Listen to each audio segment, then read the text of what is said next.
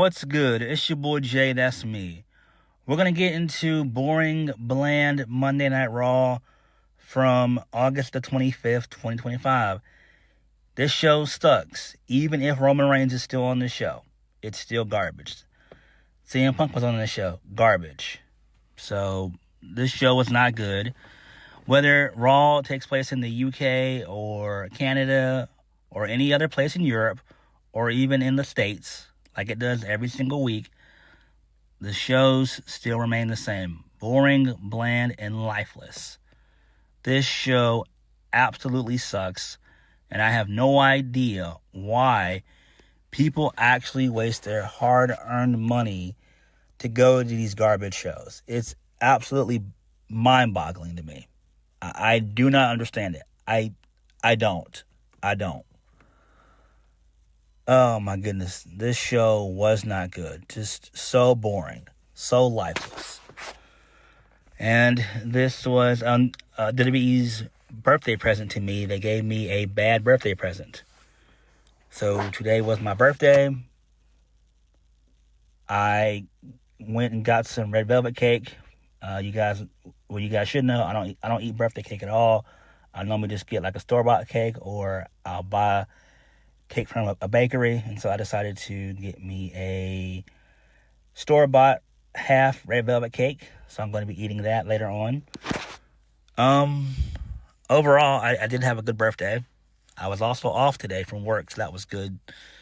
So, but this show did not do anything for me, and this was just an awful, boring, bland show, just being honest.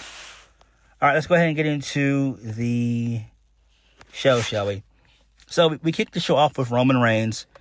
Gets a massive reaction. He doesn't really say anything till about maybe 10 minutes in. He wants Birmingham, England, to acknowledge him. So he basically says that it's not like he has it anymore. Roman says he's got plans for the rest of the night. Plans for the night, the rest of this year and next year. He's got to be honest with himself.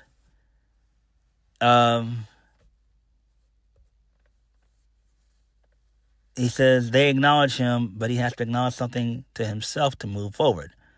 It feels like old times. It sounds like old times, but the old times aren't there anymore. He's not the same guy as he used to be. Cody Rhodes predicted this a year and a half ago. The fans boo. So Roman says, interesting. So Roman mentions Seth Rollins in the whack-ass vision. There were fuck you Seth chants that broke out. Roman says that he felt that for a long time, which is great. That was funny. So he basically wants Jey to win the Fatal 4-Way on Sunday and Clash in Paris. So it's the right decision because Jey won their match and scored the pinfall. And then Jey has the rematch clause, so he should fight for the championship.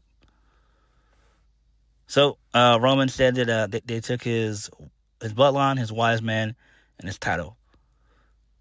So he was about to talk about Bronson Reed. Then Paul Heyman showed up. Paul Heyman put over Bronson Reed. So Bronson Reed pointed out that it's been 5 years that since Roman's basically been on top. It was 5 years ago to this very week that Brock Lesnar's advocate became Roman Reigns' wise man. So the fans shouldn't shut the fuck up. This was hilarious.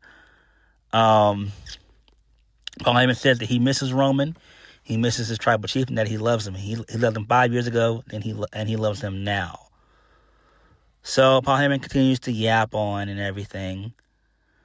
How Roman Reigns is going to lose to Bronson Reed lose to Bronson Reed on Sunday and Clash in Paris. So, Roman says, hey, dumbass, on Sunday in Paris, you're going to kiss my ass because I'm going to whoop his ass. That was funny there. So Bronson Reed gets on the mic. He says it's about disrespect. He says he's the guy who's going to kick Roman Reigns' ass.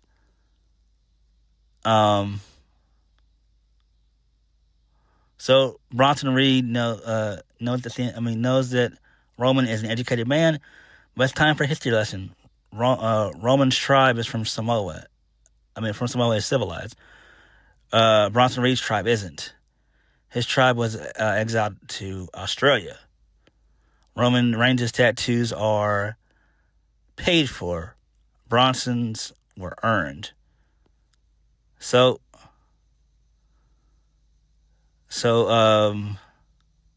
Bronson Reed says that he's the Samoan that Roman's dad and uncle warned him about. At Clash in Paris, Roman's going to find out why. So this pisses off Roman Reigns a little bit. So they basically have a brawl segment, basically. They fight in the crowd and everything else. They're separated by security and everything. Who cares? The crowd wants Bronson to give Roman his shoes back and everything, so that was pretty cool. This thing lasted way too long, but it is what it is.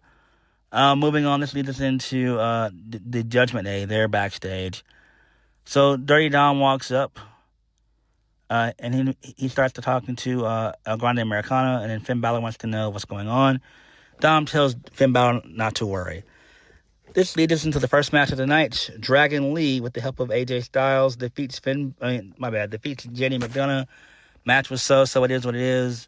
Dragon Lee wins via the Destiona, a.k.a. the Operation Dragon for the 1, 2, 3. Nice there. Good stuff. Moving right along. LA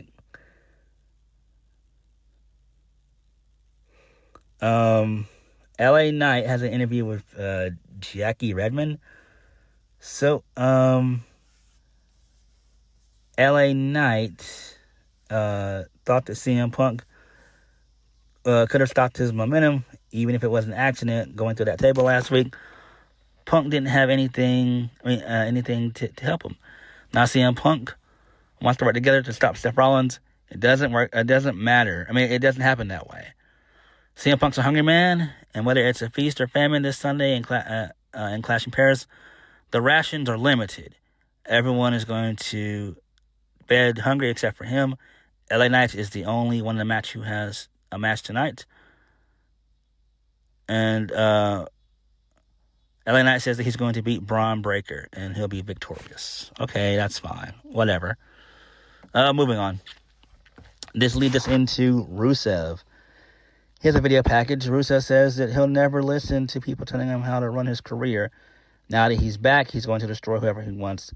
At Clash in Paris, he'll battle Sheamus in a match of his choosing. Rusev says it's impossible to be good when you're destined to be great. Okay, that is fine there.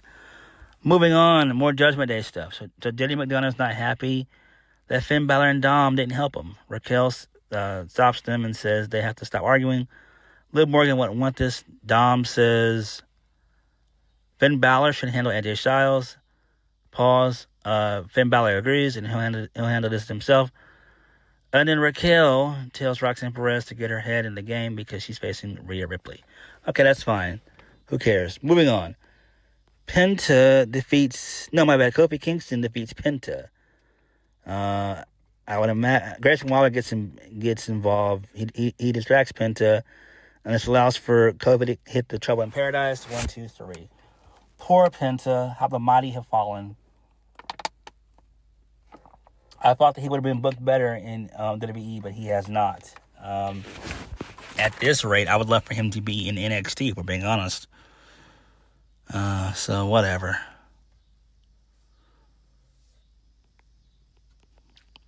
Who cares? This leads us into a backstage segment involving Rhea Ripley. So she's stretching, getting ready for her match. Io Sky, she shows up. Io thanks Rhea for having her back last week, and she respects Rhea. But Kairi Sane and Asuka are her family. They're not happy that Rhea got into their business. Io Sky says they need to keep their distance. Rhea says she respects Io. If this is something she has to do, she gets it. So the Kabuki Warriors, they're watching all this in the background. And then Io Sky thanks Rhea for understanding, and then she gives her a hug, and then Asuka's not happy. All right, that's fine. Moving on. This leads us into Stephanie Backer. So she's finally back. She's been gone for a couple weeks. I don't know where she's been. So she runs into Adam Pearce. Adam Pearce says that Stephanie is still number one contender, but with the title vacant, the match in Paris isn't going to happen, which sucks. That pisses me off. So Adam Pearce needs a week, and he already has an opponent in mind. Stephanie Backer wishes she could be at Clash in Paris, but she can wait. Okay, this is fine, I guess. Who's it going to be? Really and truthfully, I have no idea. I don't know who it could be. I really don't. We'll have to wait and see, though. Have to wait and see how things play out. Moving on, this leads us into Becky Lynch and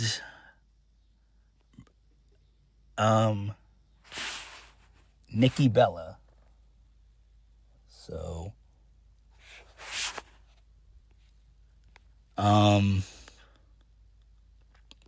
this was quite boring. So basically, Becky makes fun of Birmingham and everything else. So she then makes fun of Nikki Bella, saying that, she does things on her all the time. So Nikki Bella then calls Becky a bitch because she's acting like one. So Nikki says that Becky should put the title on the line against her. Lynch says that she calls the shots and doesn't give title shots away to Brokeneck Barbie. And they continue to bicker back and forth and everything else. Becky goes over her accomplishments and everything else and all that stuff. Who cares? So basically, Nikki Bella calls Becky a coward and everything else. So Becky says she'll agree to the match, but it's going to take place at Clash in Paris because she's not wrestling in Birmingham. The only good thing that came out of Birmingham a month ago, to all fairness to Ozzy Osbourne, he moved to Los Angeles, a proper city where she lived. A proper city. If she lived in Birmingham, she'd die too. And Nikki says that Becky Lynch's name will never be as big as hers. At Clash in Paris, she'll hear that Nikki Bella is the new Intercontinental Champion. And then the two of them, they have a brawl. Who cares about this shit? I really don't care. Nikki was about to go for the Rack Attack 2.0. Becky Lynch got out of it. And Becky was going to go on the Manhandle Slam. But Nikki gets out of that. So whatever. I don't really care about this at all. I really don't. Moving on. Jackie Redmond, she's backstage with CM Punk. CM Punk said he's not trying to be anyone's friend. He understands what's at stake, the World Heavyweight Championship at Clash in Paris. Punk wanted to make sure that they got together because Seth Rollins has the numbers. LA Knight fell through the table because he's a clumsy idiot. CM Punk is obsessed with holding the World Heavyweight Championship because he had it before it was stolen. This Sunday, he's taking it back. Okay. This is fine there. Moving right along, this leads us into Sheamus. He cuts a promo backstage. He says that he's earned Rusev's respect, but he had to beat it out of him. This Sunday, it ends at Clash in Paris. Sheamus put Rusev back on the map, and he'll take him out. All right, cool. Do I care about this shit? No. Moving on. Rhea Ripley defeats Roxanne Perez via the Riptide. Match was okay. We've seen it before. I mean, they faced a couple times. This is their second time, so whatever. Post-match, Raquel Rodriguez gets involved. Io Sky comes out to make the save. And Io Sky takes out both Roxanne Perez and Raquel Rodriguez. Enough said. Moving on. So Seth Rollins is backstage. He's chuckling. He's trying to fire up Bronson Reed. Paul Heyman says that Seth Rollins is right about Bronson Reed. Seth Rollins knows what Bronson Reed is capable of because he felt it firsthand. Seth Rollins says that Paris is Reed's time. Bronson Reed will destroy Roman Reigns. Seth Rollins can't wait to see it. Tonight, Braun Breaker will make sure LA Knight doesn't make it to Paris. This is the vision. This is everything they dreamed of. They're on the verge of becoming so much more. And so then Rollins takes his championship and then he leaves. I wonder what they mean by they're capable of so much more. They're on the verge of becoming so much more. Does that mean they're going to add more members? Don't know. We'll have to wait and see. Hopefully, the rumors of Ethan Page getting caught up to the main roster, hopefully that does happen. And I could probably see that happening probably sometime in September. If not September, definitely October. But they might need to add another guy to the faction, maybe. So, I don't know. Moving on. This leads us into another segment involving Rhea Ripley and Io Sky. So, Io Sky said she owed her for last week. Rhea appreciates her help. The Kabuki Warriors, they show up. Kairi Sane holds Asuka back. Asuka yells at Io Sky. Asuka's serious and tells Io Sky to stay away from Rhea Ripley. Kairi Sane looks upset and distraught. Io Sky tells Kairi Sane to trust her. Kairi Sane is near tears as she says, "I'm sorry," and then she walks off. Okay, who cares about this shit? But this is kind of cool to see where this goes. Obviously, this is going to lead to a heel turn involving the Kabuki Warriors, and I can't wait for that. That should be okay. That should be interesting to say the very least. Moving on, AJ Styles defeats Finn Balor. All right, that's fine. Whatever. Match was okay. Moving on, this leads us into Jey Uso, main event Jey Uso. So, he's talking to Roman Reigns in the back. So, Roman says the last thing that Jey should do is trust CM Punk. Roman Reigns tells Jey Uso to stop worrying so much. He's been doing this for 20 years. Jey Uso needs to do this for himself, smash them all, and take it to his house. It's not about making friends or being one of the boys. It's about capturing moments. Roman Reigns says Jey Uso has to do you. So this fires up Jey Uso. Okay, that's fine. Moving on, we get another backstage segment, this time involving Bayley. So Bayley, she's shown trying to ward off the voices in her head. So it's a dialogue between, it's an inner dialogue with her old character, her hugger character, and her Bayley Two Belts character with Sasha Banks back in the pandemic. That was really good. So, her old character, her old hugger character tells her to do things the right way. They were successful because they believed in themselves. The role model character cuts in and argues with the hugger character, and then Bayley begs both voices to stop. I do like this. This is interesting. Good shit here. Moving on. So, Lara Valkyria, she's finally back. I don't know where she's been. She's been gone for like 2 or 3 weeks, I think. Maybe. I don't know. I'm not paying attention when I'm watching this show. I'm really not. So Adam Pearce, he's talking to her. Lyra says she's concerned about Bayley and wants him to check in on her. Adam Pearce says that he will. So Dom and the Judgment Day, they come up and they ask if he's going to deal with AJ Styles. So Dominic Mysterio says he needs more. Pause.